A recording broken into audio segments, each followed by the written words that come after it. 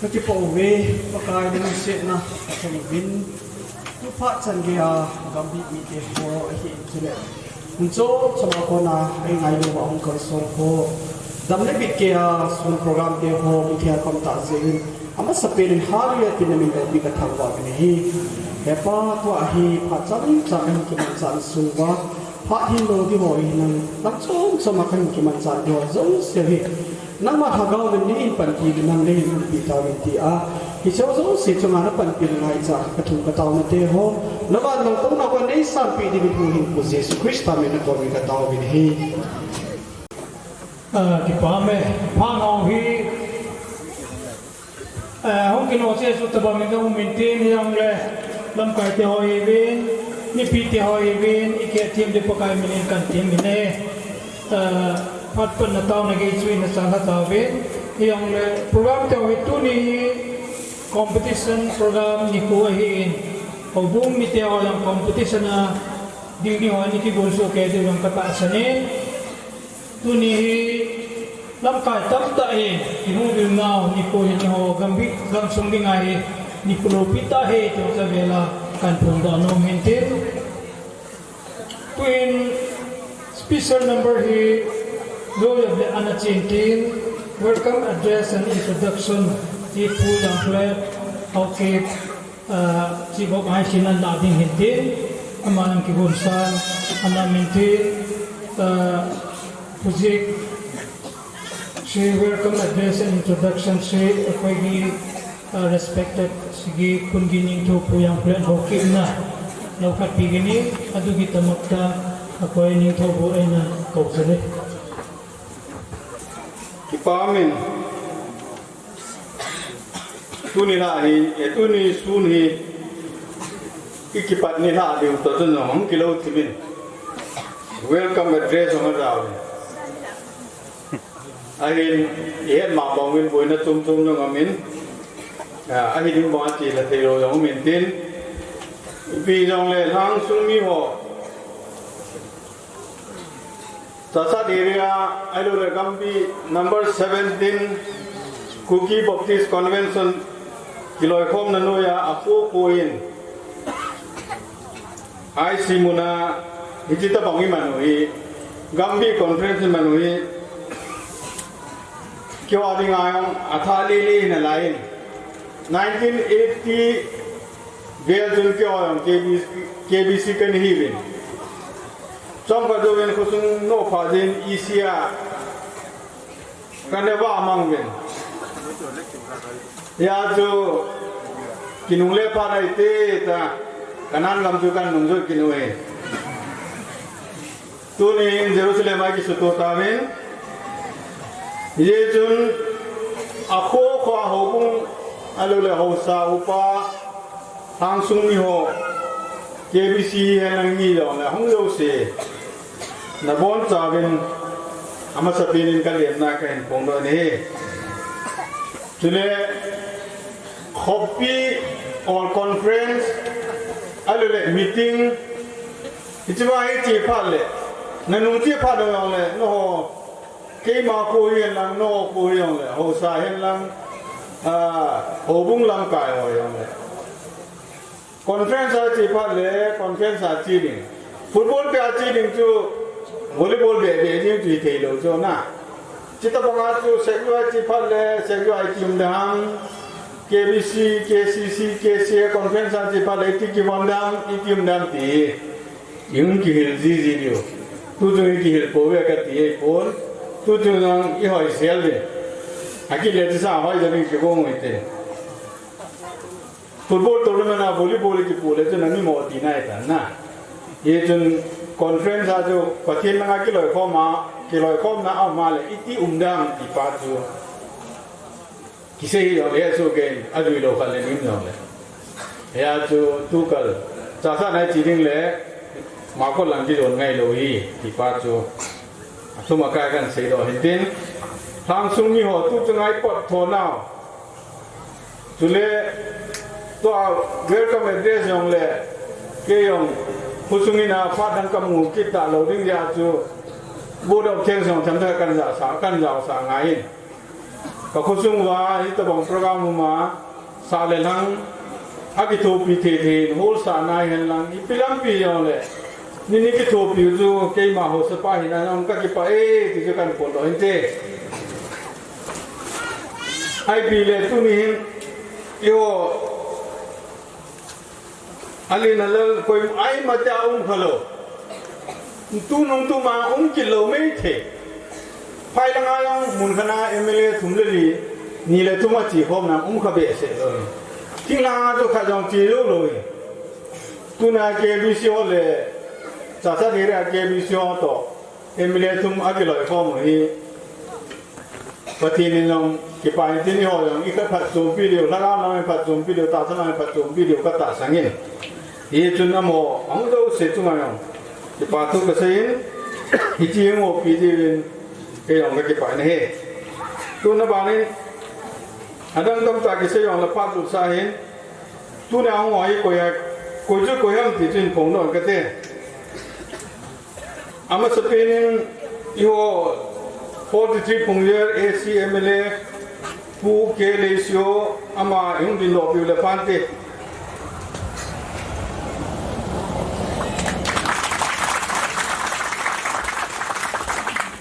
ama hiting kala yonom tai mulai pa wa jam ho ga rang lai ba apha chan lai lo jin hilai mun apha chan hung jin AMLA pu chung ki pa thu ki sai kin ne tun Turutan pulang apa nama pule zaman Haokip 57 English Aishi MLA pun dan dok pule pandai.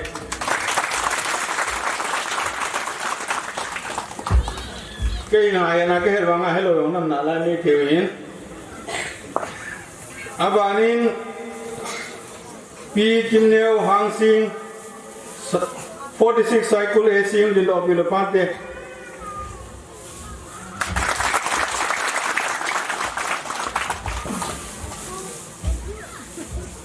Abanin putong frame AEBRDA Turutanpur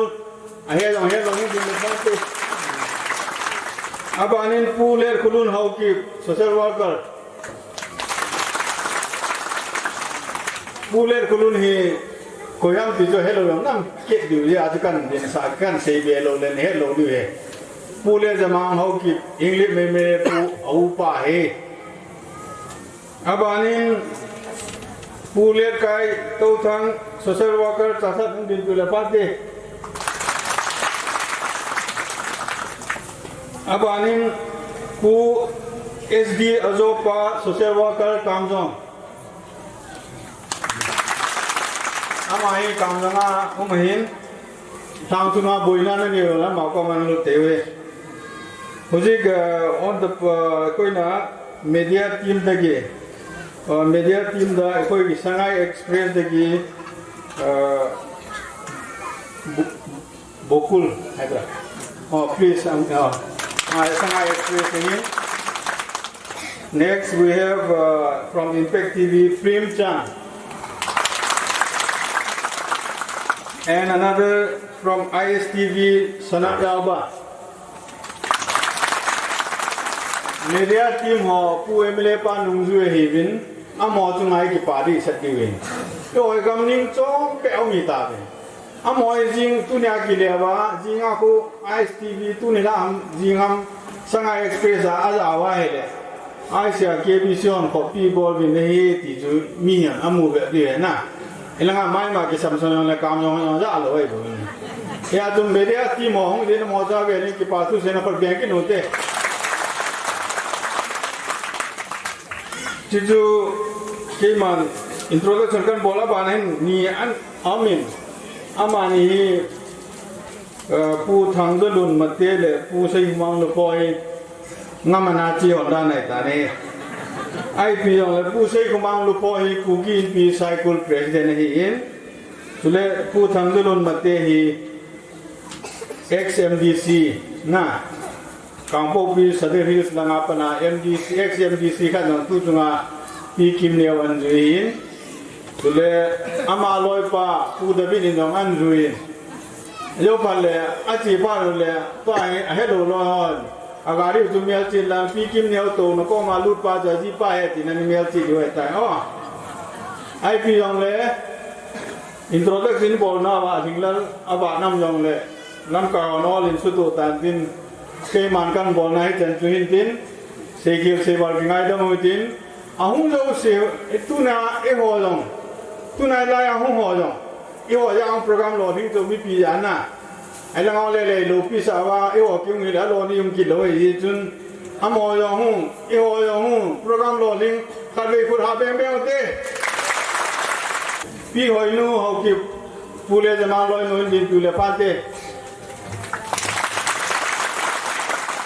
เอาเวลาที่บอลกินอะไรจะขัดเบงกินหนูเต้บานาทีตินาคุกกี้วูแมนยูนิออนไซคุลาลัมไกอามาฮีปีกินเนี่ยนุ่งจุหินไซคุลางคุกกี้ปีหัวโตวูแมนยูนิออนหัวโตอ่างฮีอันนั้นบริกิลาที่เขาย้อนวูแมนยูนิออนที่บอลแล้วอีบุยน้ำจังเลยไซคุลางจังอีปีที่กิโตเปเดียมตาวนั้นลังนาโตนั้นจังเลยอามานัมก็จังฮีนุ่มเบลังลัมไกจังเลยคุยจังเลยกิลาเทติจูอาเวลากันเสียหินตินตัวไอ้สูดีนับเป้าจูโอ้พวกมันวิดีโอเอดิติ้งนับบอลท่าเลยไอ้ที่จูนับสูมาว่าคอนติเนียวันนี้บอลจริงกันเสกกันไปทุนนี้เกี่ยวกับอะไรเนี่ยมีเลยที่เยี่ยมเยี่ยมมากับหมู่เบสเซอร์รู้เห็นนะยี่สุนกับที่ป่าเวนกับเท่าอย่างโนเมนมูยังกับมูนุ่มมองเวทีเอาเวลาลำกาเจียวก็มากันเสกินเห็นดีMLA member ahum akhoi di si area the lady Baptist church si tra leye mono yauna rama thoini mayam si under conference sida mayam present to we heavy sisu hainingi churches 11 churches na under ki conference sida present to we member ahum na akoi area gi churches ta visit to busi ngasina aham ba oigini habisu ei hai thongningi yam nangai ji yam rawi aba na hin special number hi gambi choir no hung ki gong ben la siang ki chai ting le ki patli pi lang su gambi ni ki gong lo chung phan te uchi akoi gi gambi habisi area habitare ko akoi lon ni na area ni choir ni koi se koi na special amalu kat ni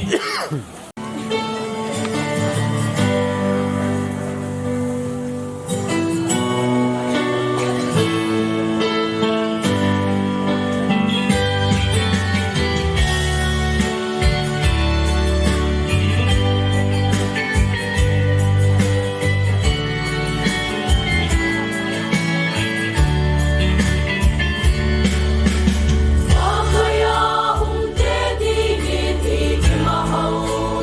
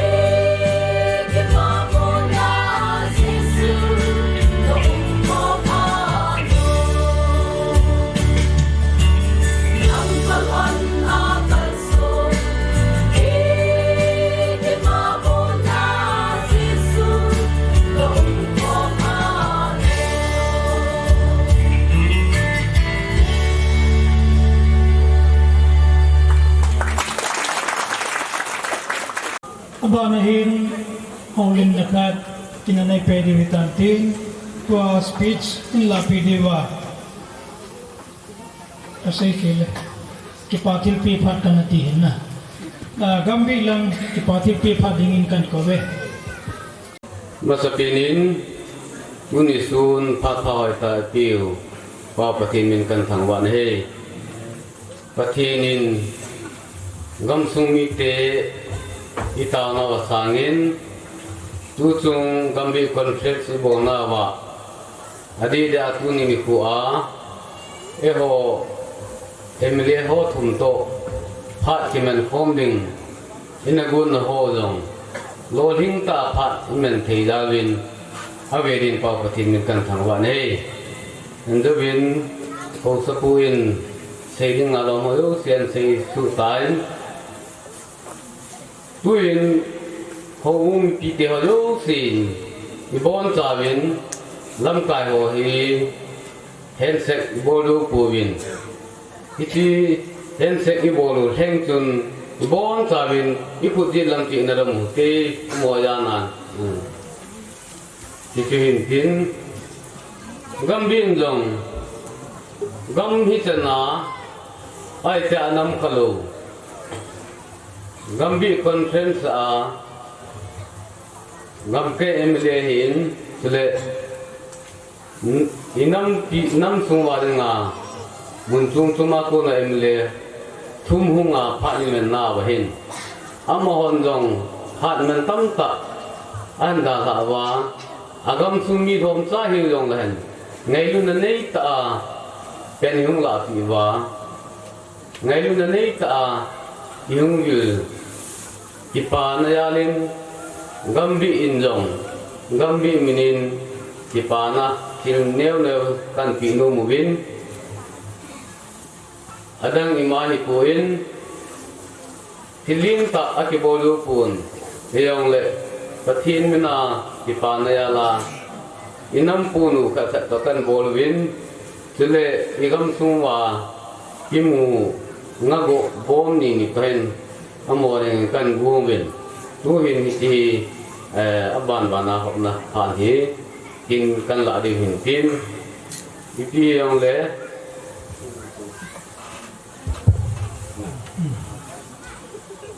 masapinin yo emle tu le si yo yan ambada sarna amda lingkat piraga lipat piraga koigi area na churches na kita presentation tuningi unja the pastor ko pa ko ki pastor na pigi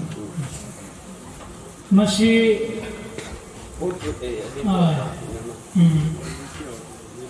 akoi area na akoi ikut mam na lok ka phaba nan pe lok ka phaba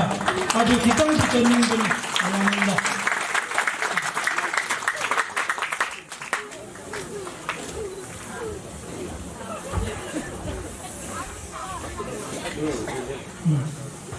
abanin apu pi kim neo medam nungsit tanung dan lang akan say banga suci gambiin ki hoin ko kutawa baranga noding mo mga kanahol ba ci gamga agam su inaki pudi wakan pinebe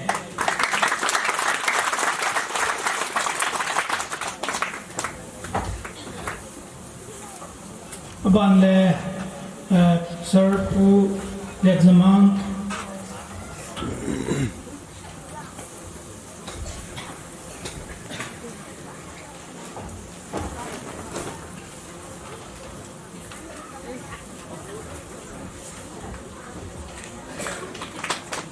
Bibigyan ko dito abang le pu thangpem musik dan na yang hulis paminte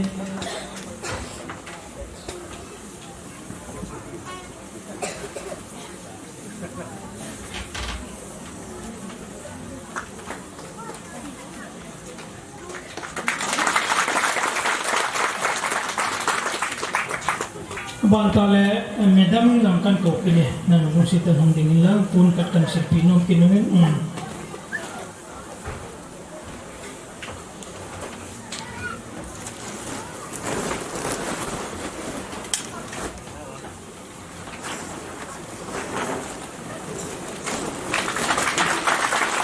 bang kale tu let run social worker na hanging run site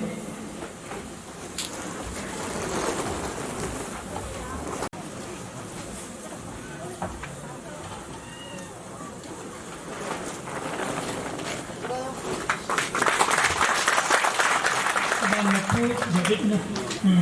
ama hiang le marang chu gambiin kipati pinya kat kapinu mumin chu lung se ten medemen hingga pidi vitante sopan na pila itachi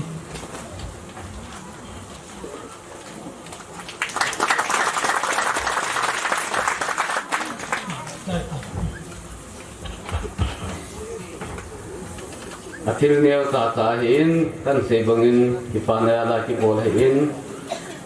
jiwa neo kan se be nu mi ki panagin ta su kaloi pa let lun hi tu chunga hung ding em ma he lung bui ai wanga na hung ke de ta ti he u le nama u pa he Ufula tu 83, 84 langa tu ke hoyang bus kana bol mo he. Kaya tu na ma he ma tu na asul ben ki pa tu kan se ne ta ki pa e ko pa chan tu tan te. Gambi lang ako na pa thipi pa chu chan chan ni hintin tu yin nunga larpal zoin lakat sa dingin kan ko be ay pawin kasa sa in tunin bang adein za umta o evangelist missionary na ama het hay na dinin may kay pawa het sin may kay pawa kan sa dingahin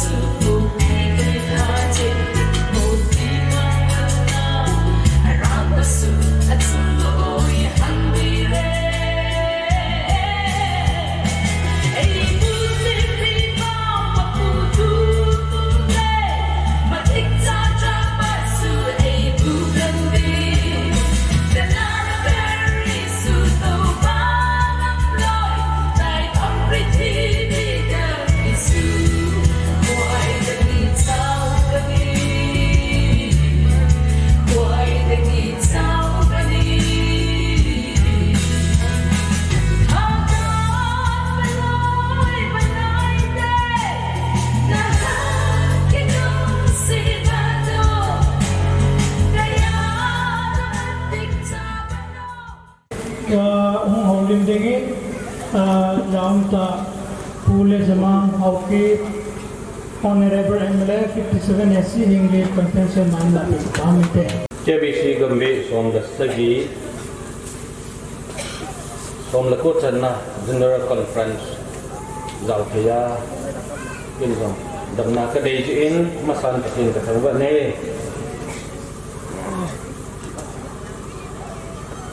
to chunga pakaya zana chang speaker ay kan Reverend Onko Haokip, Pastor Mangzapao Haokip, Pastor Paumintang Haokip, Gambi Chairman Pulet Okompi Ho, hubung lam kai head dikan alo le department chum chum malam kai ho ma bon sa Kevin jana ka hin pe ne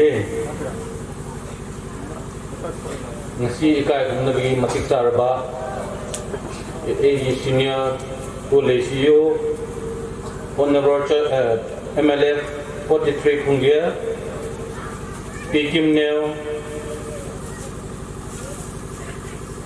Honorable MLF 46 Cycle Mabani Boy Ikai Kumba Upsari Hosa Deden Chalai Photo Hosa Pu Ulam Det Hin Tichikin Vela Hosa Chung Chung Kom Hoi Hin Pu Te Ho Pa Te Ho Pi Te Ho Ulenau Nabon Chakayun Zana Kain Pin Bon Chakayun Kum Tha Chibay Kain Bole Tu Masang Zep Ta Chun Ki Hoi Hi Kau Bung U Fu KBC Gambit Number Gip Kahibin Gambit Conference Ki Hoi Hinglit Consensi Mama Multi Tapang Tupi Tak In Mi Yang Sang Ki Hom Na Omin Thabi Chang Kazao Kapo Ko Ta Hi Chilanga Hi Mi Yang Ha Tam Bese Lua Hi Thanuk Kahim Ki Le Kyong Sa Lunga Dong Thuvin Ka Ho Bung Ho Dong Lung Dong In Tin Ka Gambit Hong Lung Dong In Tin Ahin Ipin Na Gam Zet Kihin Het So Kay Du Hin Tun Amang Tan Gal Masanga Anaki Chodo Kahin Gal Dong Kahe Kovin Gil Ching Na Nga Pin Kahin Pazovin Ching Hang Hi Kapu Thong Khoem De Na Ma Dong Hi Zana Sang Ta Kapin Kapu He Dei Lang Kay Hin Chilang Hang Hin Nga Holin Dong Kahong Ji Hang Ama ni lang hang angai lu tang ka ven lang hang ki bai pu dang ka ven e mi ho lung bonga ham bonga lo ham ki ho ka pol ji ai le lung thim tong ka ta amin abana pu pagin gambi chairman pu hi azu asai bang okrula kana kai ko mo win ka amel kan he gambi chairman hong pagin ito le ki hong pisu to le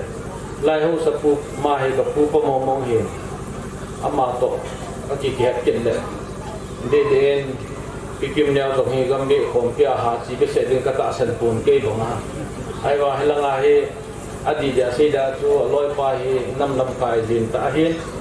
Hilangam Hi Amu Kha Hon Lo Ja Chu Agam Bet Ta Gon Min Chi Momong Te Ta Ka Chou Han Adi Din Chi Han Nang Le Agam Kai MLF Pulong Ni Ki Chi Le Ki Kai Do So Vin Ti Ka Asan Na Tu Bung Kai Honin Go Zu Dam Tiang Ka Ging Mo In Dam Se Den Go Lo Ben From A Chi Chi Nei Le Ki Pa Am He Jing Ne He Ni Tam Mi Om Ji Jong Hello Gam Ha Sat Gam Nup Sat Ji Jong Hello Thanup Na Chuam Be Tum Jong Ki Nei Lo Lang Hang Ko Sa Dan Hi Elected Representative Ki He Le Chun Development Jong Angai Nai Ahin Gamle Go Jong Bet Ngai Nai Imi Isa Jong Het Angai Ye Ki Ho Langa Chung Ke Kai Je Ma Chu Tu Chung Hi Hong Kai Honin Tu Nia Hi Ki Ho MLA Ho Hi Dan Dung Zui Ta Ai Le Reverend Pastor Ho Tu Pi Ta Lai Tu Diu Ki Ho Hi Chang Ko La Ho Ka Tu Diu Ahin Chilai Gambi Lam Kai Ho In Bilom ta in Chel ni do pi win Lum tan Ni tu sa win Mi ta sa vet den sun na ko pon Agawa ai kai le ho bung program pati no kom na program de wan chu ki phan lam ka sa tho we ai pi che le Jor san program ka ya pon ki in sum mi mo mo ko khat ami ama so KBC a hi ma mo na mo bin pe tun ka na se yin No, KBC Nam Sagin Agam Kai Aishi Agam Hin Aishi Akim Do Hin Kana Ti Ti Jing Tu Wa Om Tau Le Kilo Min Hinglip Consent Sa Hin Simun Pi Ki Ti KBC Nam Bin No Dong Hi KBC Da Ka Do Bin Lang Agam Kai Aishi Om Bin Anaki Tin Tun Dong Mo Aishi Am Ta Aishi Hi Nin Kum Kumasa Kumbula Kultuh Jublia Chun kem tam ta na ai si te ba ne a kilo mo ne ai si te dong ni kyo lang bong phun yelo na ke bi sa um do le a ki le jang ke ya ki se lung tim chom um do da tuin a kilo kom thein a ki mu nai le ai si ho sa pu ai si a ho mu lam kai ho ai si kulu ku pa ho no a gol ho ke he do win agam kai e mi yo som ki pa ding ga ging san do agam chu ma mo ki san do hi ki pa he ai tu thagau lama tu ki san mama ai wanga agam kai ke loi phom na ki ngai lu na pa bung khana chi pa wang man tam ta hin kita bung ki lung tu nei pathin long iti ki pa da dam ka ti he ka se ding a dom lu jong la kan mo se do hin te e khoi phung je Aishi lai bak ko pa se e khoi honorable MLA police yo se orators oye visionary leader amasui aduga non commoner ama oibanina ngarang dagi public opinion ring bada masi isona chan Vishnu mathang tam da suma public leader adum oigini heba idea suggestion opinion kaya ta bada arawa kuduri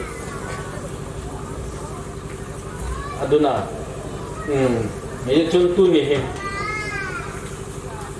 leisi na changkhat le ka sei mong chu ki ho MLA elected ho hi kilik sa na ding mong do hi pathi men ti dei mo ni le jing le thaya le mang the pathen do mo ni le tu la nam ke chai the public ni dei mo ni le kum nga le guarantee ke hi gen ni pi jong ho sa jong koi jong ina to chum ma hi la ya pathen phatya khowa tu chung khom pi ho bang hi zani gara khang to chun gambe conference ho hi ibola ke mangji ham ti ho hi kalung thima gara so ka ngai to chun ichiwa hi ho khat le ho bung khat chu am ho bung kum nun kya ya ho bung su ki kil ko na thaga wa ki kil ko na anei wai tan kum khat hen ge hen ho bung chom area sunga ho hi ta san ke ba pi ho hi ki su hal to na ka wa ki kil ko tu de hi can be vision mu om ji a chi ki wong he ka ti in ye chun tu chunga conference jong hi ke pam ta in tu pi se him ta ho khang ta cha pathin le ma ki pe do speaker ho za na hi conference ga nei ta hi jing jong ka ki ne min ka loi nu jong langa khap pe se pon a hin apa anu te hilangam mi mama hin ma to khong hanin pam ta chu pi kim neu te to hong le kyo gari somwal hong win mi lo kyo le jong ho bung ke ka sa ka tam jo hin mi som nga lang wa hong do hin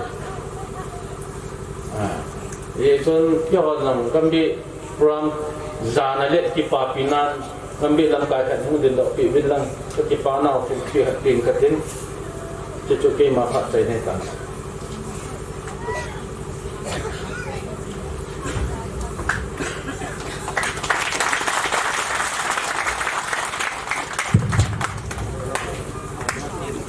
mathang asida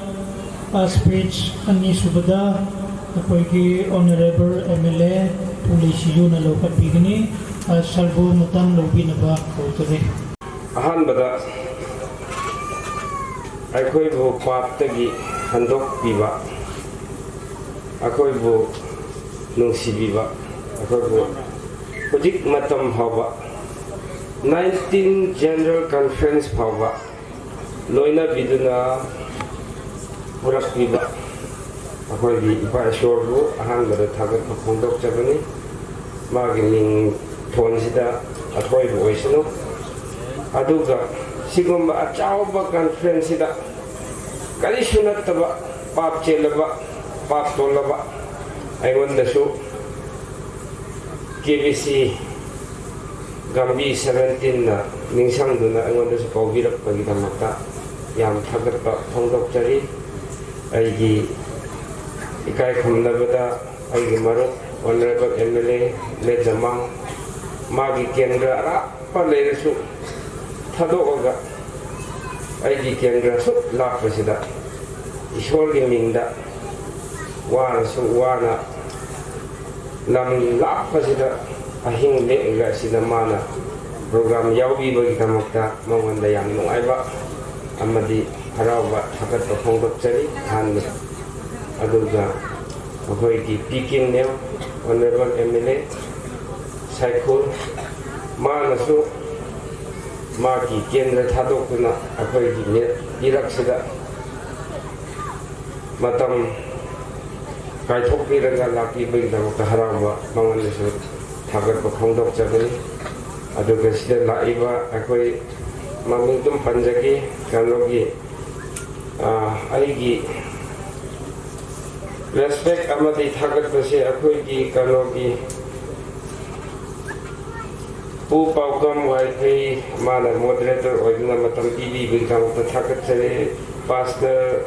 कांगजपाव हाउकी जसात की pastor सिरलित कुम कनो इन कुम दिरे ममिंग तुम पाथबने कनो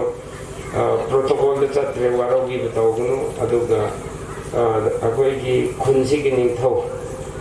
आइगी दमक्ति आइगी मर five best friend है तार मरुपनी ओजाले अमदी खुनसिगी pastor अमदी अखोइगी कनोगी KBC No.17 की चेयरमैन अदुगा अदुदगी कनो थबक कोमेनरिबा पुमनमक अदुगा मेन स्पीकर ओलिबा अखोइगी ngasi speaker ओलिबा सिंह वनखो हाउकी पास्टर मांगजपाव हाउकी अमदी पामिंग थांग हाउकी मकोइ लोइनबो आई तरफ्तगी अमदी अखोइ लामिनबसिंग तरफ्तगी थागत फोंदोकजरे ngasi sigi 19 general conference KBC gi sida ai hakum yaw do karama ai ningsang hawdre hakum su sida yawramani asigi da thim da piram mase ai dum yengbada maram leina piram gani akhoi gi project present situation akhoi environment amadi akhoi hingliba maong sida yengaga faith, hope and love. Above all, love is the greatest. Thajaba akhona ningjaba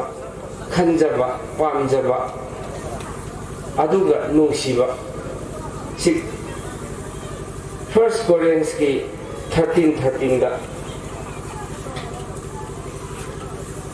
piramba verse में मसीगी अने मुन्न खनबदा लोना अखोइ अहैबा शास्त्र की रोमदा हाइरमगदे अब आई secular रोमदा I खितंग हाइनिंगबनी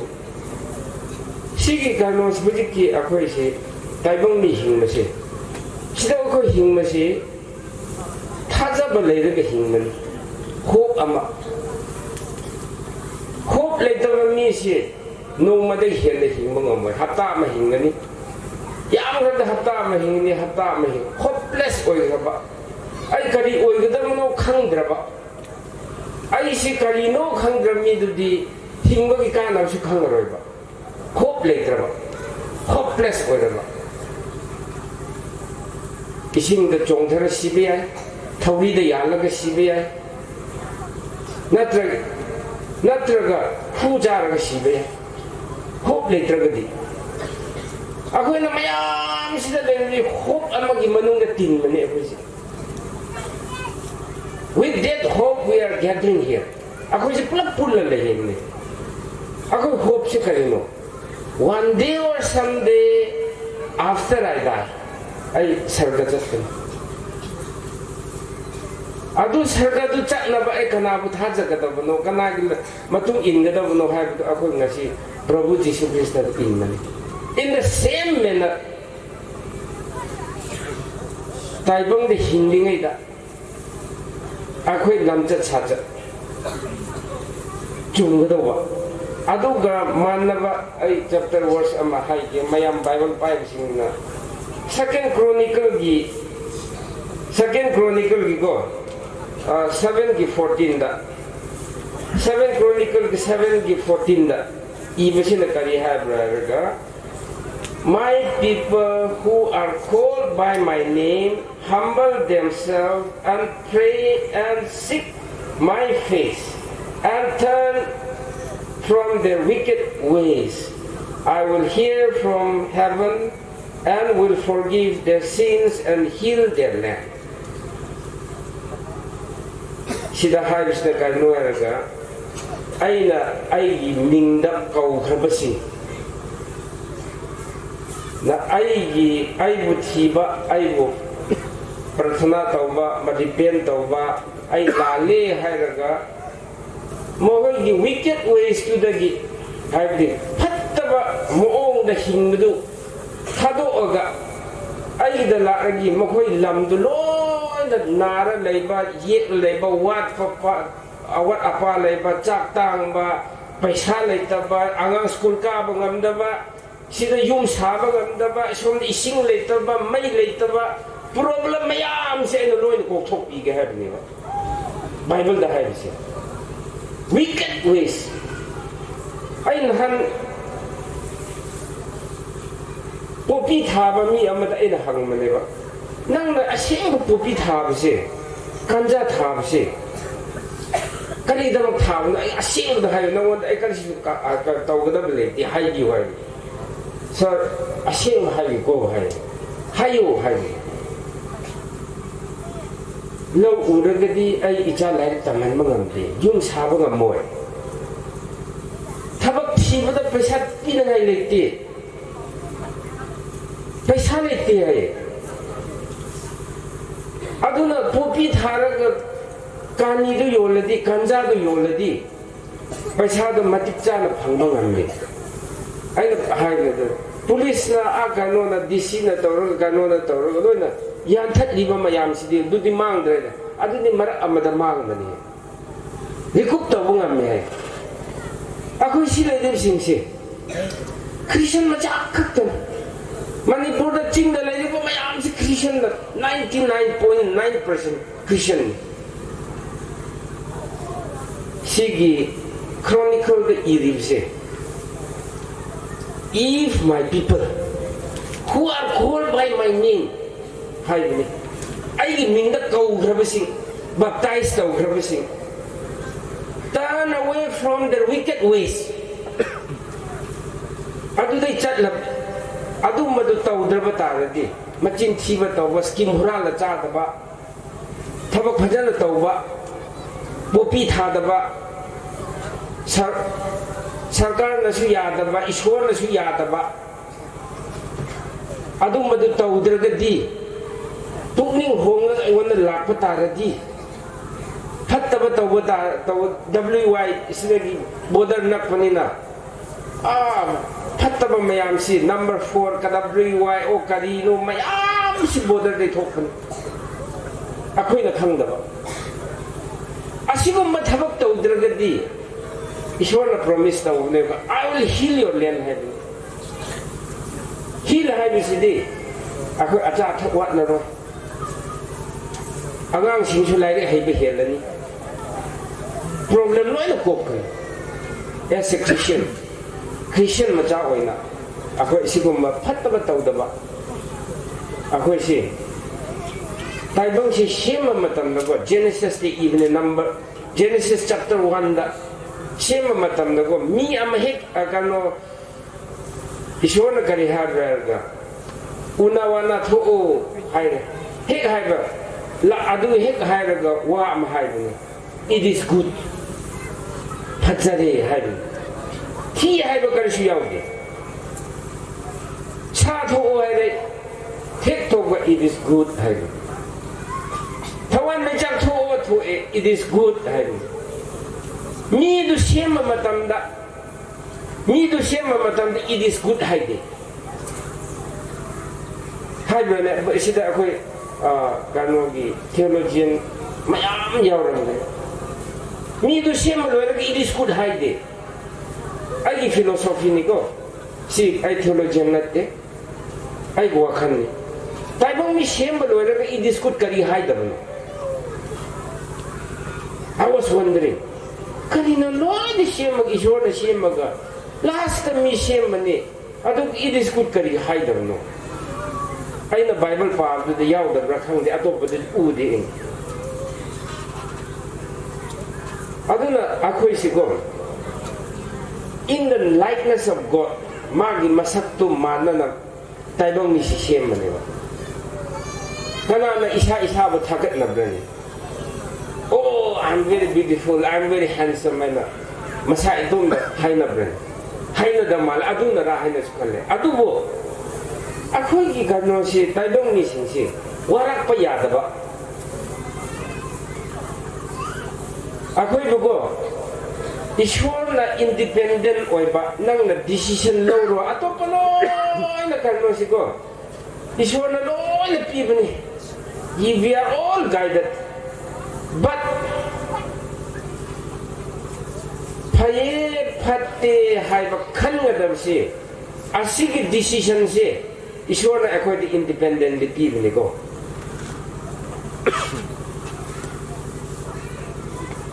iden gi inkhonda haidu chaganu haibni si manung ayai man ta howa haisi chaganu haibudo hairamaga ma si test dawra chakram ishona asengba mana akhoi gi choice si mana kano taw control taw iramati chahalamoiba independent oina akhoi du pibni si phaye phatte haibudo kan labado akhoi the independent choice pibni it is you it is me who has to decide which is good and which is bad sina phatte haiba khangbadu ai khangye kanja thaba phatte khang haidu chara thumme hawgni haide somda setan na swaide nang si chau haide nang mittu hena singni haide nang paisa du hena paigni nang lam thumpai ni yum sagani nang adu tawgani nang ishwar ka managani haibani hujik su nang popi tharadi kanja tharadi number 4 kanu laloladi sida amot akai thop karingra tawradi nang ina khunni nang power legani athiam du lakne phatta tawusi yam laigani abhava tawusi yam wabane lubne khang bane patience is required we need patience abhava puthokna si aduna ngasi gi kano sida akhoi gi thing sida ko hope faith to thajaba amadi hope to akhoi gi meeting on the career hope ka faith se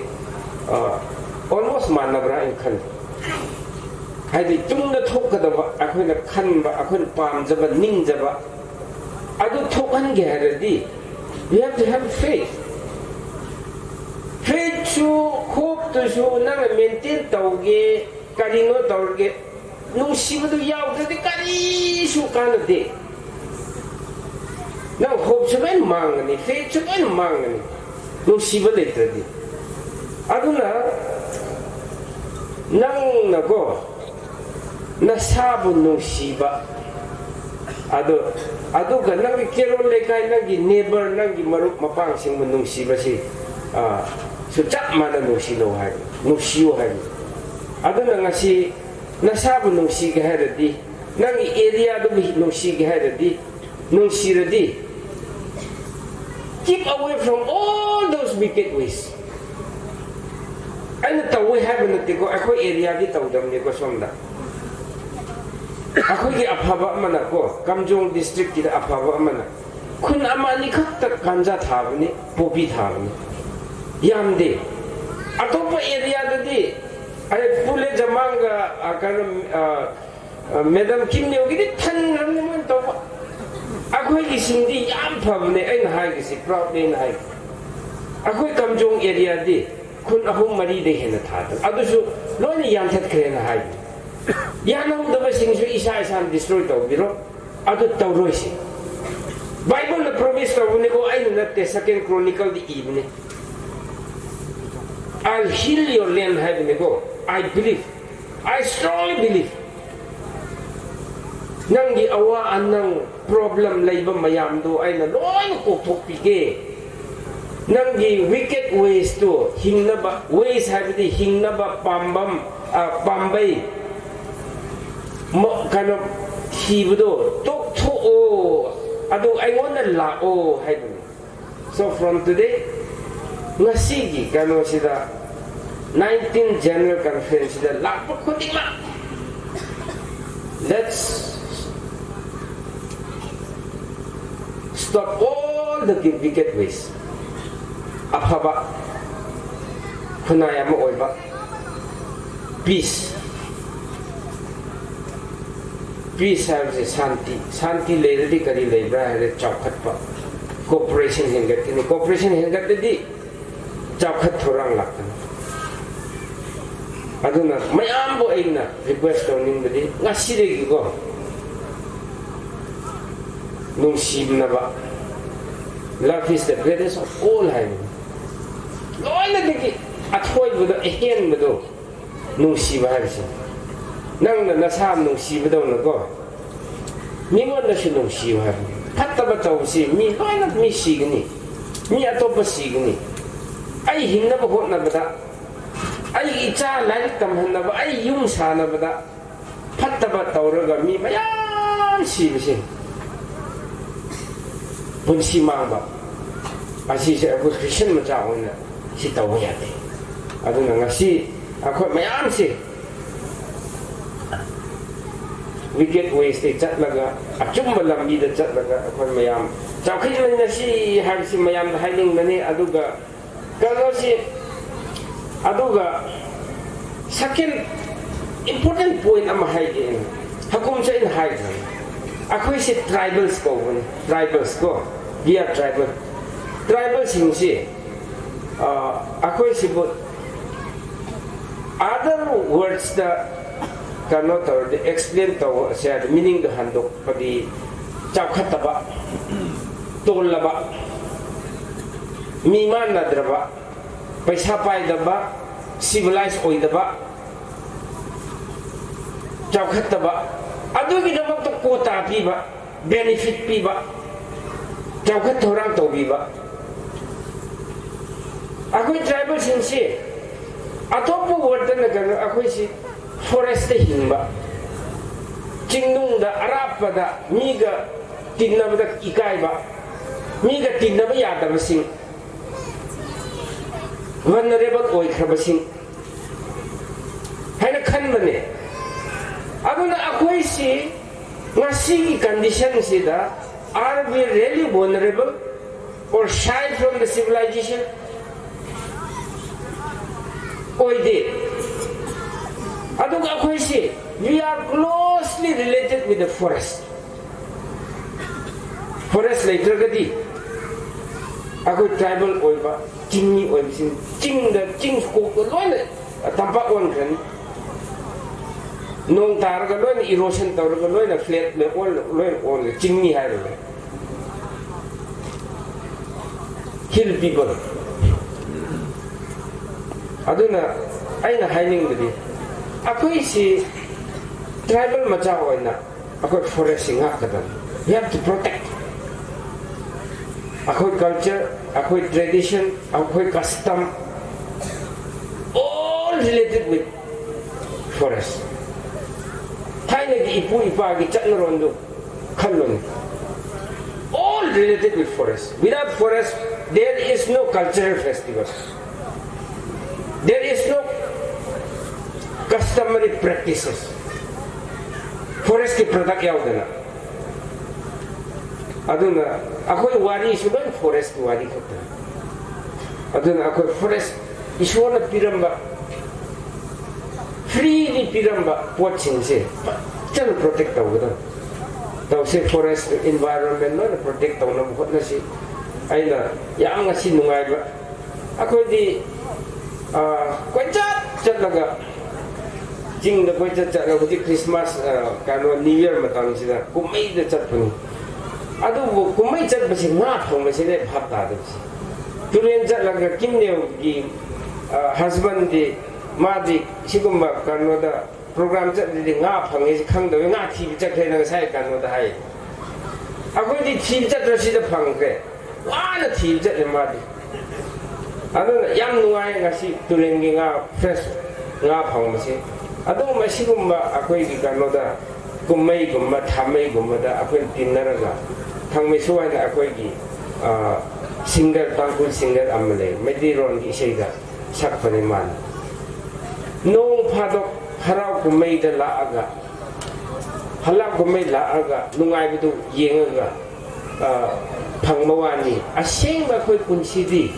จริงนะเลยพี่ชินชิดยามว่าบันเองงาที่มันจัดกระชูยามว่านะจัดบันเองไปสานเลยชูเลยนึงไงเลยเตะตุเรียนได้ทีเดียวดี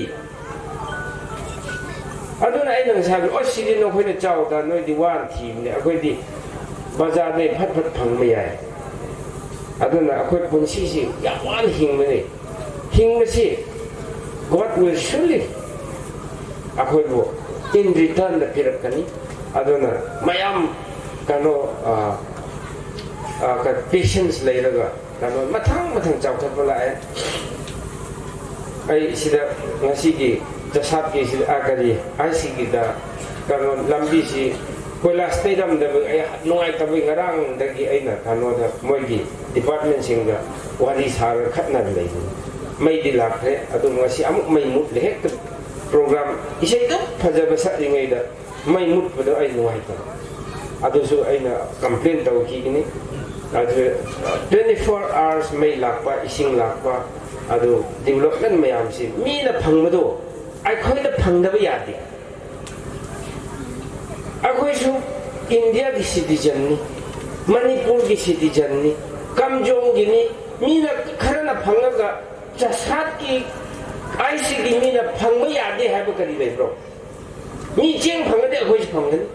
มีน่ะลำบากพังก็จะได้ไอ้คนจะพังทุกอีมีน่ะไม่ทานได้ไอ้คนทานกันมีน่ะสิ่งที่เราควรทำกันสกุลเลยไอ้คนจะได้กินมาทั้งซิสเต็มสิจุ่มหันนับหดนั่นดินั่น patience เลยบิวมาใช้ผู้เล่นจะมั่งนะไอ้วันเดอทักกันปีมันจะยามฮาราเวมากแต่สุดไอ้ซีชวนรีプライตัวจะมากคนเดอไอ้วันเดอดีมากเฮงเล็ดตลาดสุกเก่าเดโปรแกรมยามตัวกันไอ้วันเดอลาสุกเก่าเดอะดูน้องมาไอ้จัดเลยยิงกี้ไอ้สมังวันเดอรีプライเดอทักกันไปยาบรายาตบรายยิงกี้ไอ้สุทักกันนับตัวแกกิมเนี่ยกิดีไอ้กี่แกอะคุยเขียนระก็ต้อง mix up ตัวเลยมากสิเลยอะคุยสมคุณไม่ยามดูเวลากิมเนี่ยก็ดีต้องกันว่าต้องตัวนั้นอุ่นนะบางทีกันว่ากี่โปรแกรมสุพุนบางที chance เลยอะดูมานะสุขังมันเนี่ยอะคุยเขียนนะสิการิโนอะคุยนะสุขังเนี่ยอะดูนะสุ่ม cooperation ปีนะสิหายสิหายหนึ่งมันเนี่ยอะดูก็สิจะลักลิบติลิบไม่อ้ำสิฮันนักกิจฮี2023 สิวัดปะปาบะเลยตบะวัดตบะไม่มารงไม่ยามพบะอันน่าอายิเลยตบะบุญชินงสังบะปีสโอยบะบุญชิคงทางโลบะอิชวรจันดีบะพัดตบะตัวดบะวิกเก็ตโอยสถาดบะจะฮีโอยซีให้ระกะสิเดไม่ยามบุทักกับพงดกจะบอกลอยนั่นนะซีเอ็นวิลล์สิปีระกะลอยเซนเจอร์เกต thank you very much ada KBC ये कानून sudah ambil lagi ya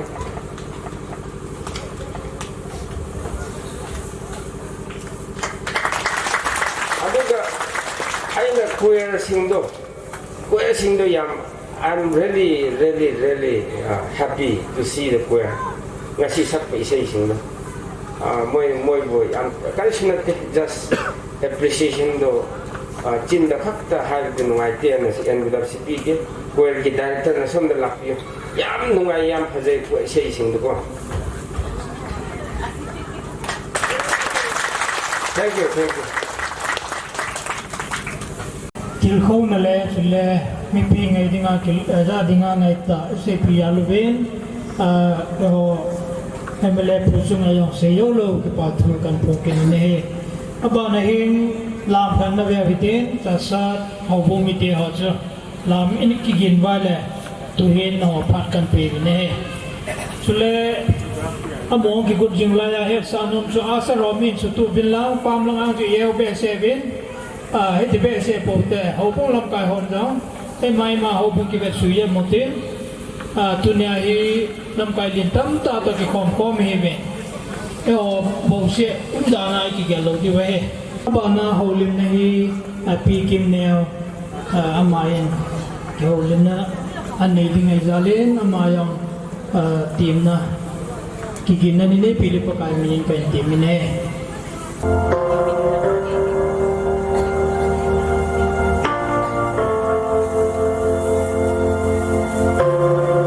I'm coming back to the start where you found me. I'm coming back to your heart.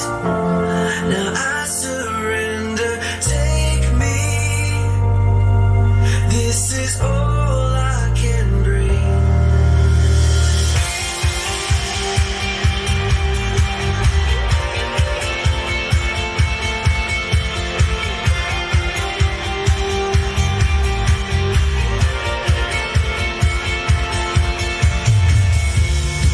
I'm coming back to the start. Our God is freedom, and here we feel your heart before us. Take me. This is all I can bring. You never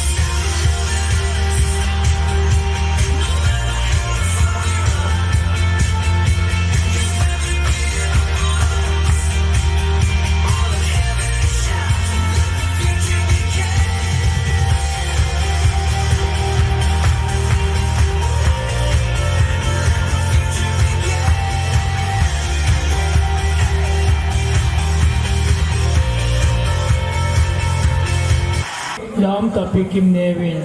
apa lam on kilo ta dingin pa kaya minyan kan team ane Ama sa penin papai bewa papaten katamba in chale suni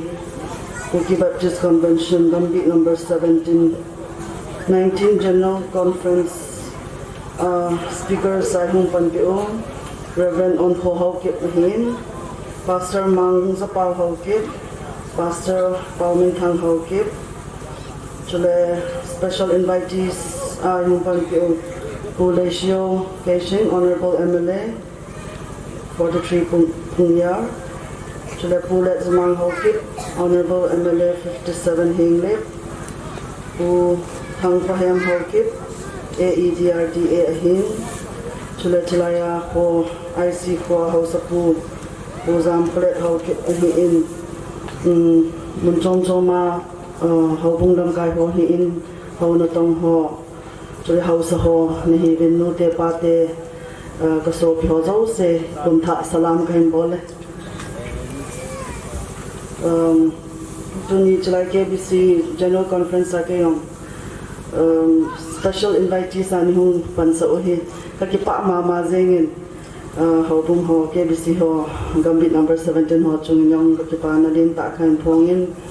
Kyo de to chicken di Kazak Vai. So dapat kataw no may tain kapon ba izawa ulit zamang an say ma panga ngari som wa kung kitolo do hinzani cho chale house pu inyong ko kyo indan ka gyalien mo bin ke ho bo se jo katuti umnian mo bin ki phatlam yong mo bin ahin wai tin ni no welcome bin wai tin nei zan ji bin house pu hi in chale committee ho akisalal ho chungin jong kakipana din takkan pongin chule chulang mun kahung bahi nila nga chulang nakisa zinggong le imit ta akimulo isa ta akihung lo hi chun nakihe in cha sat lang elo le IC lang ho hi phai lang huyong aboy he anatizi o hi in kayong kasata akahunga kamit ta khung phanin hạ sát gen thầy tắm tạ nó thổ điều họ cho các kiện là căn lông sẽ trôm bên cho nên là chúng trẻ bên nhung các bà chặt nó sáng tạo căn bên mình thì khi mà họ ấy họ liên tạ hi ông là số bị năm mi cái tiền nôm hi cái yong cái đăng cái sai lampia yang cho ko khatleni yang cho welcome in about na vin lungmon yang chomin adang sei yang cho ka hede point ka sai non pen cho hi le hiti hi khoneu cha cha hiang le ai lo le kam ta hiang le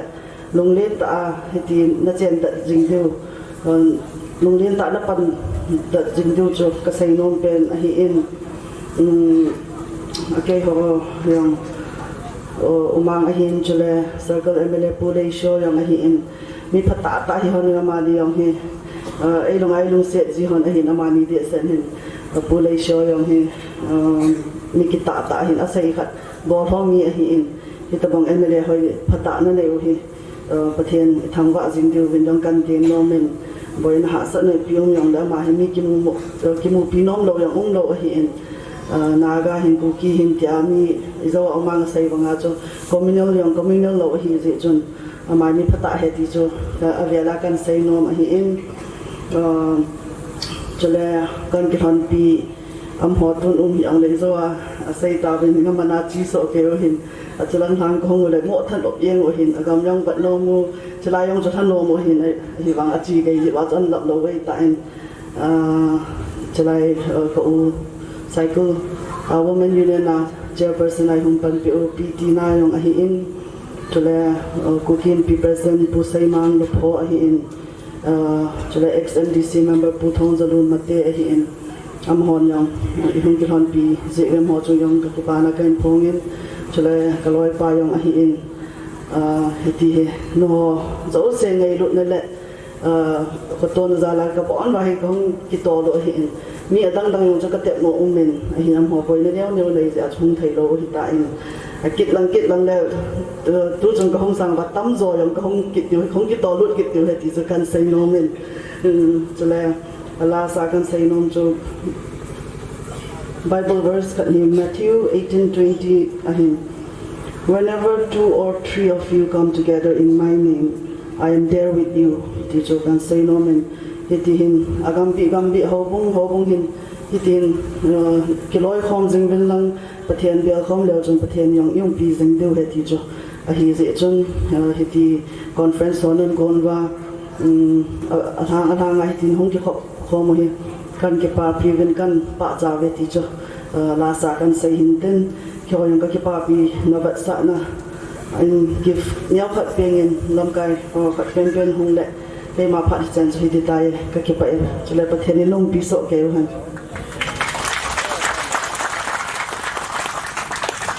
bắt đầu apoi jengin tin ama sunga yang gambi te ke lebe ki pa thu thong kit bin he ba nai holim na kan na chi pai ki noite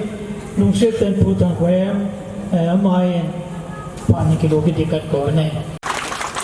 masapelin jin ka pai piu pa pathin thangwa na kan pe ne Haokip Baptist Convention gambe number som la sagi noya kum som la ko hin na conference manawa jelabaya hu ula naw hobung mi ho kusung mi ho tabon chawin ka ngai lut na salam kan pewe second le dunia special invitee sai ko po le sijo casing honorable mle 43 Pungza Aishi Sukile Kula Jamang Haokip Honorable MLA 57 Henglep Aishi Abana P. Kimneo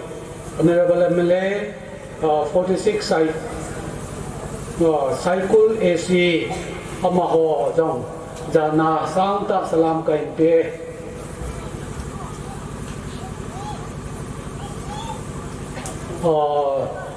tâm sai công cái tiền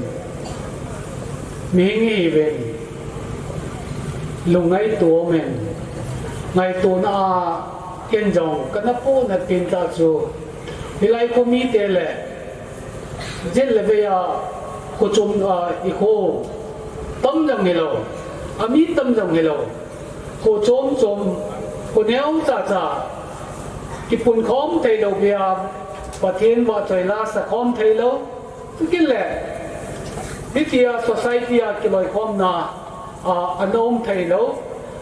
มาไอ้วางอากัดจงเจ้าไทยแล้ว กันนินจังก็วางาขัดจงเจเทโลนพัดกุมซอมทุมกุมซอมลีตะบังเฮนี่จีไอซีโคเฮไอโหKBCโคนันอันน่ะปั๊มเป็ดกันเลยไอซีปั๊มเป็ดดานีก็เห็นเกี่ยมากันเนียวถึงนั่นแหละสิไอซีฮีไอซีเตเลกัมบิเตหอกิโตโมนัยโลเวนกุสุงาปาเตปุเตทำกัดลุงเกลกิโตโลจิอาจูปาเตปุเตหอมาพระกันินKBC yang loading boy na KBC le KCC na boy ya chu pate ho pute hoven KCC yang na loading KBC yang na loading KCC na dewe dia tua isia ti pau he a khoyang anom lo sa sa na no ma hen pa dong chen jam le nin ju a sei wangin kisu to pa ki pun khom pa dai tai ya patenin in hoi ko bo hin ilungu wa na gelwa ani ki pun khom dinga ini dei sa ho bulit nai ne jeven ei bulit sa wa pa pathen thangwan na velin kan pin he a chai na dingen mai le paul kan ka sei no men of police zwa dingen ai ko ge honorable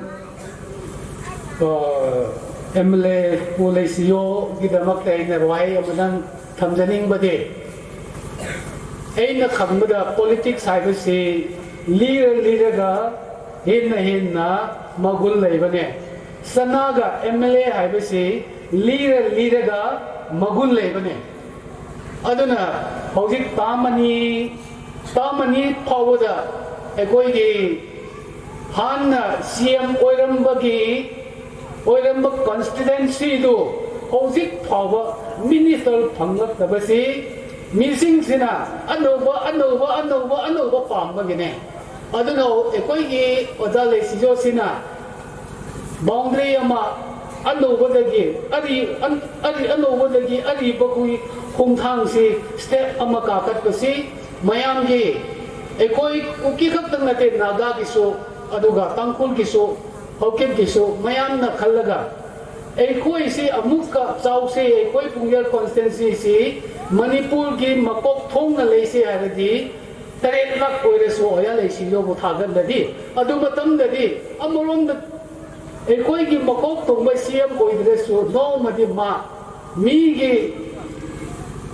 Manipur gi mayam na oga leisi yo karam tosra ai bagi ma ge advice lo rak pa matang do yoradi ekoi se mu hen na chaukat kani hai basi mayam da aina baza leisi yo ge damak ta thamjaning mani aduga ai ge ai su maukat da popne kultuh se gi pipa gi khunoi rabanina hakum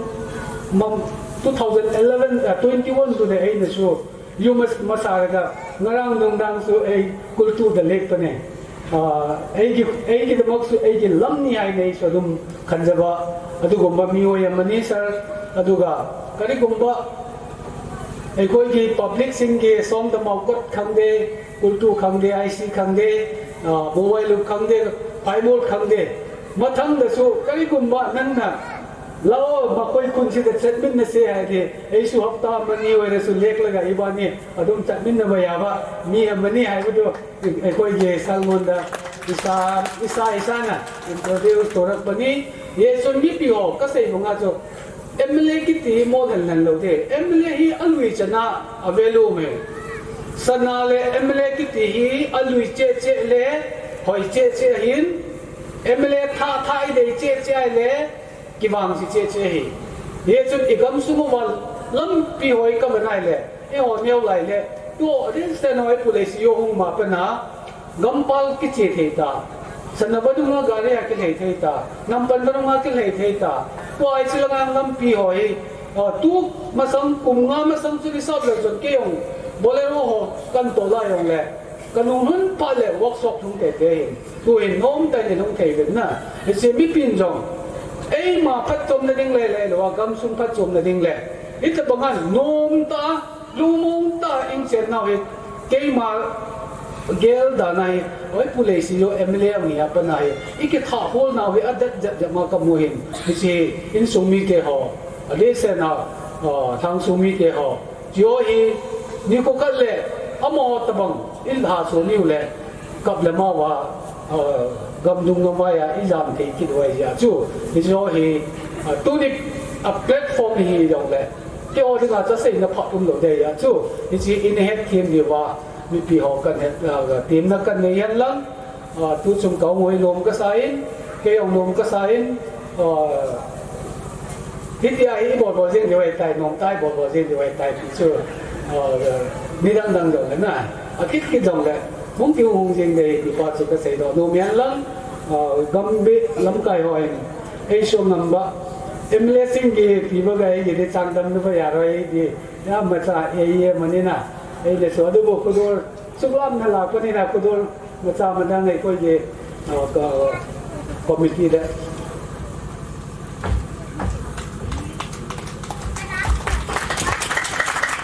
ผู้เลชิโอนะไอซีดกีภายก็พาวลำบีซิมบิกินีให้ภาษีอายุดา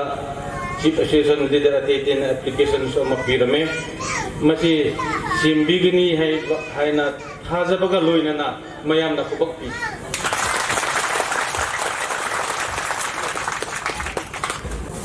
เอาเล่นนะงายเวนมาจวงที่ปาทูเซเวนสุกิเล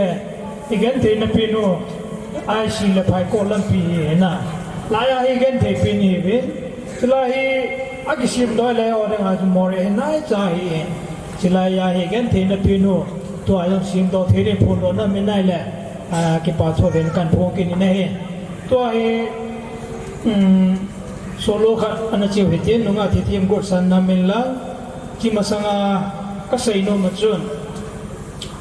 ตัวมาสังจุนกัมบีหินก็ตอดอนนี่กินเอโยปูหินที่จงเลผู้งำทางจุนปางำทางหินเอเมเลมินิสเตอร์ฮิลายินพาสตอร์ก็ตอร์ฮีอามามองอินทัศน์มุนหินอินนัสซาปีวินจิบุพาสตอร์ก็ตอร์ลากันหินพาสตอร์ก็ตอร์โตกัมบีมีติ้งอามาเลจวากิจิบุเซโอกันเอโยหินIni pasal tiang kasih boy yang menang pasal umum sunsun ni. Ini contoh ai thea lekan bin ke hukum nanya kerbe kisah rodam tihi longgel kan event yang kata itu bang lunggo nahi gambi kau kulai lian jiwa yang le medam nehin saltenin jo nehet himpit kan seino mehe. Jadi dia kan sehintin tun solo kan nangayu tin susu kisah tiang le bang tumpin na hi pastor mana pawin na pastor pu mana pawin an nei ding hintin amang gur sanim ding kan ti min he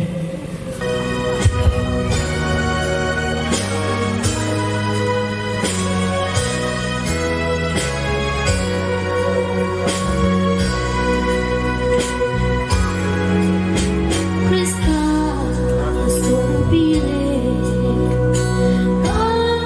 kênh Ghiền Mì Gõ để không bỏ lỡ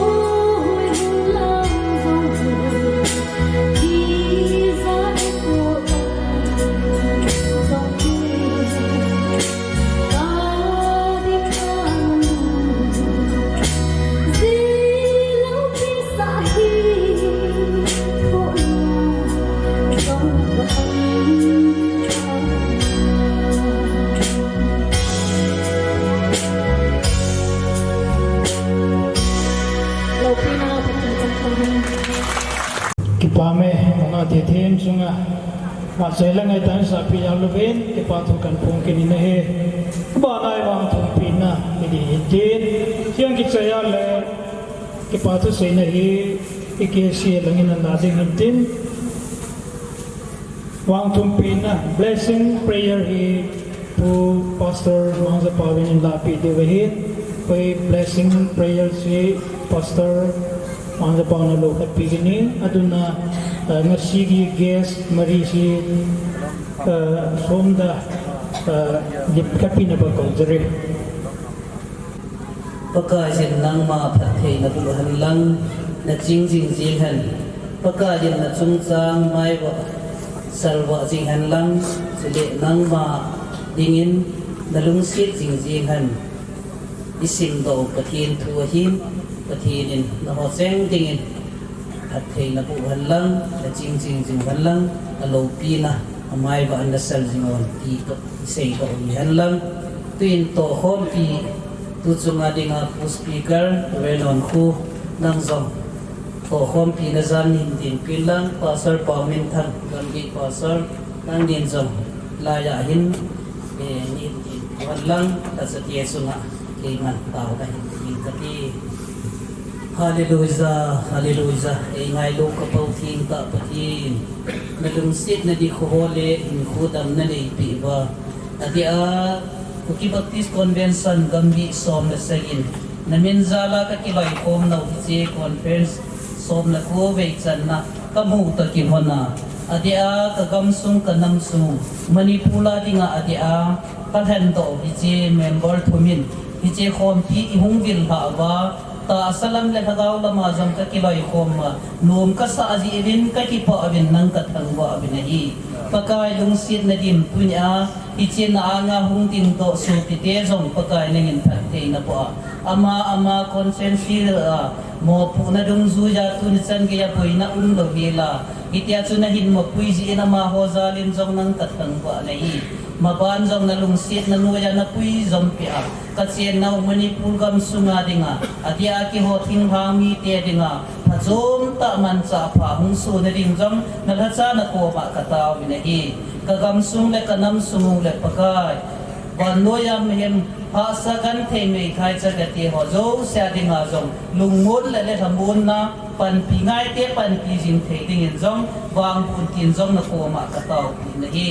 ato na sungwa thuno lung jin boina ato na sungwa lung ran ti za na lo ila at sungwa anoi wa ato khom pi ho to jong ilung sit le ki ngai lo zam de la hin kho nei the na ring nang ko ma ka taw na hi se tiang le pakai agam kai ni te ho to jong pakai lung no ta ki loi ko ma ki ngai di chi ding in jong na mai wa an ser jing ding jong na ko ma ka taw na hi se tiang le pakai atam sumog la aphat sumubahi zum na le mai mo na lungdan ti za na wang se to se na hi le man lungdan ti za na jong to lo ting jong na thi ma ka ka ni dai dunia hi chela ya hung fil ha ba gambi mi te ho bung mi te gam sum mi te to pa ki mu to bang ba maba na jong pakai agam sum mi te dinga ki mon pi ta hi jing din jong ma pui jing din jong na ko ma ka ta ni tu chong khom pi hung fil ha go hi lo ba ama ho ta sa go lo ja sum la pai nei la ga jong gambi sunga ki to pi na ho sunga na min ka than ba na hi nei la go po do on ho jong na yin su di men lang phat thi ko in lang tu ni sa na lengam na to na le nekin po na pang sei ding in sum nei la go sum la pai la ma jong wang bu jing ding jong ka taw ni hi tu na hi che program hung ta ki honai tu ni tiang jong le ato na lam chong chong na ko na kile kit ti wahin akile nung te mong jong la lam hung lu ya na ni na te na pui bonga pui jing ding in tin jong ka taw ni hi tunin na hatsa ki ho changin ama ho chuma nang ma khut tha dangin khut ka hin ngam bin na thil bol thei na khut tha din in tong tan na mi te na pui na hi sun le zana na pui na chuna ma ho jam in pui jom pe abang pu jing bi ain sung lam wa to na lam wang pu jing ding in ka dia kata san nau ka hin ko ko wan sa ke man kam khar se in punga ka pakai Jesu Krista minan hinga ka in amen mathangi si one of thanks si Eastern Cookie Chief Association ki on behalf the Hegin Haokip Custom and Culture Secretary Eastern Cookie Chief Association naman na local pigani tu ni ni ko hi tawang phat phai pi wa adi ai ko pi ti ho sang ani ni chan na e hin pui thong wa adi a e hon nam sunga dinga phan henga ang kai do pi kim ne hi in pulet zama hi in chule local amle pu le si ho to ni tawang ki man sa la ti ho zang yung chalwa chai na lam chan ge yang e hin thun wai pau pathin thangwa na kan ki masa ne chile chunya chilai mona ding ding hi Eastern Cookie Chief Association President pu ke ho sapu hi ding hi in ama hilai mona am ta lo jin tu la tua kutul ho sapu iksia ding na Vice President pu in ngan si na hin ne ja chapang pin hi yang le hang su gam sung ho so zo si ta khiala ki pa chu sei na kan nei di hin tin gam bi lam kai ho le mi pi ti ho ko ma kan tin nom chu hi chi bora thanks kan sei ma sangin koel la ho jang hin sang khat sang ni sei nom kan nei ji rin bora thanks ma sangai hi thunya jam ta ge so ta hin cham cha ki ho lim na kan nei no mo be chi kin hi kan la ma sa tiu he ti yang hi kan sei do no me he he chung tunya zamta langa ge sai ko ki ho hi nga kim na kan sei nom chu he chi gam be hi ta asal ma zong communication transportation ha namun gam hi in agam hi gambe number 17 hi kusom ka hi bin chule hi chikan sela lan chun a area hi e ho India Manipur hi kusom la punga ka cheng bin molno yang zawa la hin kusom la pugu ma ki in a hin la molno hi India le palma boundary khalja ba kolgam sungin hop ya chu India hop si kusom la punga ka hi bin hi chi ki loi kom na hin gambi kwel aki formin kwel hin mun chum chuma kiloi kom na ho ha sata ta in pana kila jingin tunya ila ba to ku thang kwen ho ki thopi na ko nin jong program tam ta ani ki chalin chule album thodo ding ngai tu lungyal to gunang kinin jong tunya hilanga tu ho ko ma akitaw na lo le sum akila na lo chom ta puin hi zong la pathian na puin zalin gat thei ngai thei chu ni danga to te thei chu hi zong le mol sui na men tu sungin thien so the lam ta in he je chun tunya hi langa ing to fiu ye so hin well ki thu pi na le ngai lut na in pen drive hi som ka si mo vin hi chi hi ni la pi win lang na hon na ki pa na kham hin kwel ni ki thu pi lo chen pi kan pi na no mo he ji chun ni pi zong ito naw so ta jin kwel hon ji su long sit no me na ki dang ti hi in sa diu dunya ye so hi ye so ta ke kong la diu hi ji wa a tho the no no chu pen ra thong si pi yu ke di na wa nga ke tho bong bong a hit tho lo no no chun sang khat anh em pina sang nhập đi để na bên ra phi sang cái này hiện dễ chun pi Israel hiện putol ho sập puya hong za bên tin dễ chu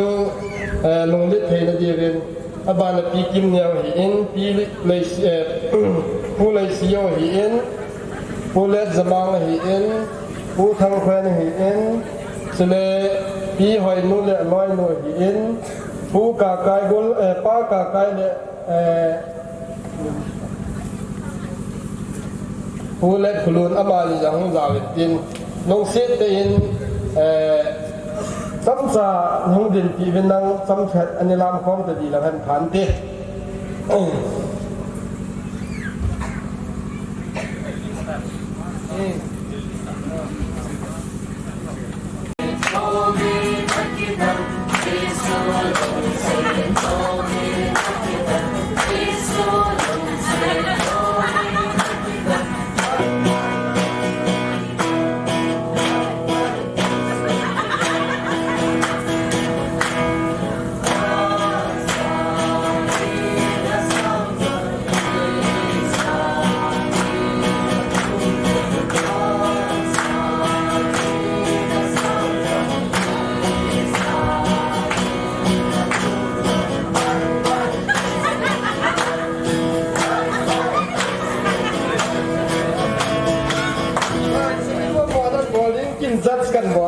นะ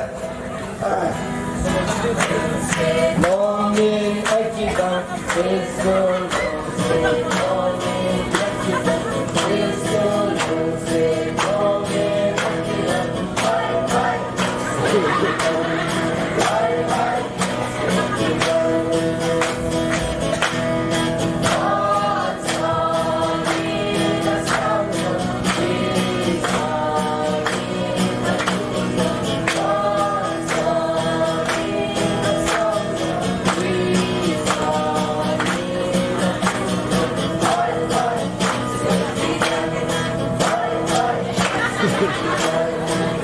ที่พร้อมเนี่ยอดินจึงหลายวินอันนี้จึงซึ่งว่าเป็นเจ้าอดินจึงหลายวิน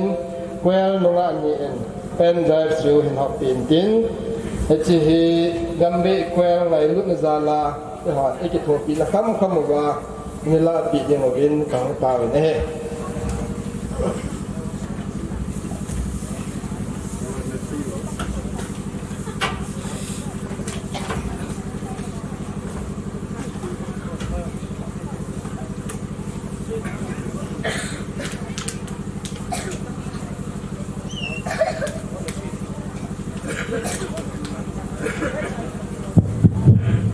เสียงที่ใส่เตียงเลย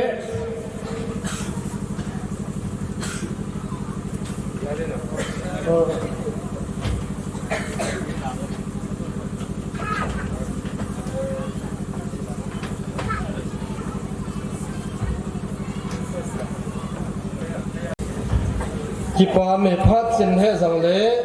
บนบนาบอลโลเทงอะไรจะกันกอบเลยหินตินจีจุนจามตาที่หัวดิ่งอาเกสหัวจงเสียงที่ปานขนมตาอังลามจีวินที่ปานนาววัดสาดันคุณเบกันนี่โอเคใช้หัวดับแทงกันเสียหินตินเสียทีมมอตาหิจงแรงอิสันคุกีชีฟแอสโซเชชันมินากันเสียหิจินอามาสาอินฮิตบัง19 จันนะ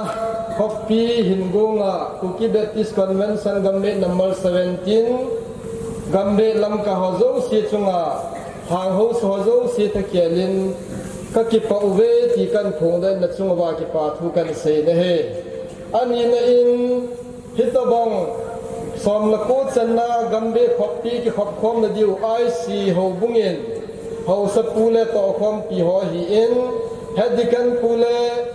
อต่อคอมปีดิกันจังฮีอินคุสุมีนุเลปานุงากลหังเตียฮอนต่อดิ้งทำดิ้งตั้มตา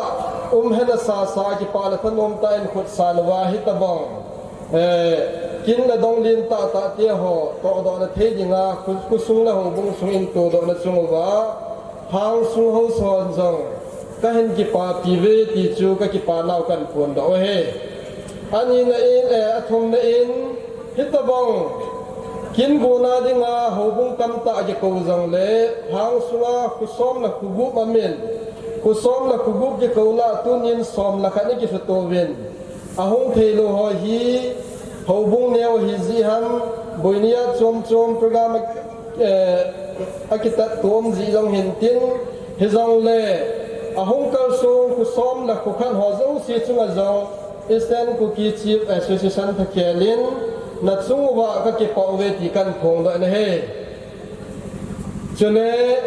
ฮิตบังอาอิไลอีกขอบคมเราตัวนาตุนีอาดีมนั่นนี่เลยว่าอมหอนจงอามิฮีนาวไอโลอันอันลินาวอิมาเกียลว่าอีเอาตะกิลอยความดิงาตุนีอาคุณอาจังออฟฟิศละมาจังอามาคอนสแตนเซียจังตัวดิ้งทำดิ้งเซดิ้งตั้งตาเห็นดานฮาปูเกลิซิโอฮีอินlocal leปูseleปูเลจมังฮีอินปูปีกิมเนวฮีอินseleปูทางแควนฮีอินอามหอเจ้าสิจุงจังหินเฮ็ดบังอาหงเสียเสียวจังเฮลวาทิลโคนะทูจังไงตาไตเสปีวาทำมุนนะทูจังไอเสปีวาอิมัลลัมหินโควากิมันสาดิดานหัวตั้มตาเฮ็ดดูหัวไอฮิลวาสุมละปายังตั้มปีกัมบีอาดิงากิพันนั่นเนจุงวะหิน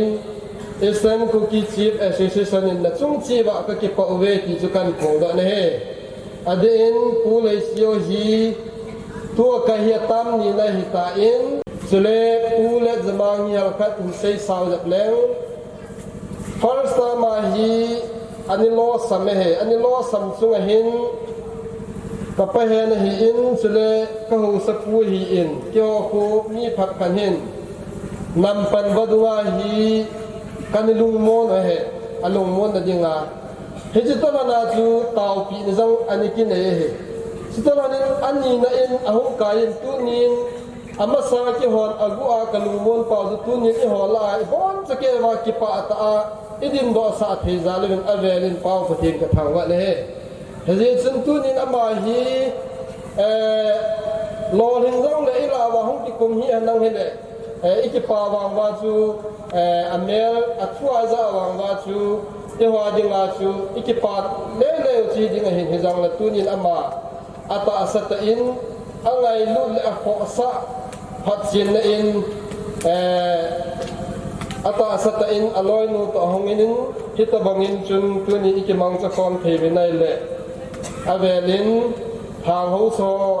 lo si tha khialin achunga kipa na kan phung do ne he dele pi kim neu jang hi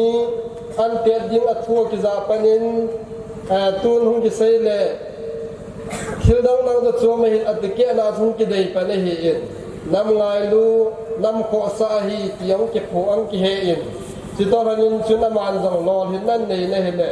heji chun aman jong lol hin nan nei na chunga hin a constantia thik chanu ma nang he le Iwan ima izawa ailo ala gala het kalwalu ti het ta lo di wahi in hilanga jong hin kanam ni ti ame ti aman jong ama constituency le le hitalwa ngai lut na zala ang kalsonga igamu ikhu kiman sa adan ho ang muna chunga hin ama chunga jong hin el hangu sa takhialin kakipana kan phongdo kin de he tule pu thang phen ama jong hi ma bulo ina manan seita in acheng ho e ho sanga chigam hi angai lu ne heman haji chun kultu jublia hung chunga hi ama in e ho hen lo ka ai thian ne Aishi le phai ko lam pi hi nong ta ki sim do pi te thi dam ti lung gel ne hi in a hin la government program za chom ji chun lung gel bang a hi the po in hi jong le tu chung in jong tunia emai wa to yeso do se hi ama zala zo ikimu tu thewe ti he ka sei do no me he he jin hit ta banga hin gong to a alwa le igam sung hang sung ngai lu a i hong vil jing wa thu la la han lang sum la pai han lang pi jong la pan la jing pu thang khu hen chu a jong tha ho so zo si ta khialin ka ki pa la kan phong do ne he ki pa thu se na hi han lang sukal walin amin hung ki pha lo an ki han pi ho zo se hi aminin a ki pha zo pu in hita bang am ho zo si hung na dinga alo ahung naw ang hun phe na ding le alo hen phe na dinga pan hin la kichi gam ka ya jam mi men tin amun chom choma men tin so yo si chung yang hin thang ho sa ka ki pa we ti chu kan phung do he chule tunin ekimu to bang hin pu local amle pu hi in chule hi kim neo hi in pu le zamang hi in pu thang phane hi in tuna ekimu to le kilim kom naw hi ki pa thui se naw hi achai na hi lovin apat na hi zo a tu mai lama hi gam sung hang sunga gam sung kanala mauna ailo ala ki pa na gan thene la ha sat na ma le ka hin min pha jing ding na hi ve ti yang hi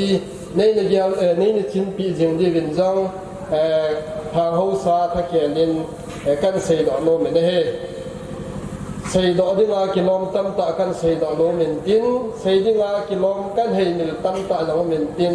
hi jang le tunia a sei di pa sei ding lom pa am ta lo ji a apan man kan khela kan se ne chan si hi han lang isei na wa hiel na le hin lal nam le pathen min ki ngai da mo te ka ki pa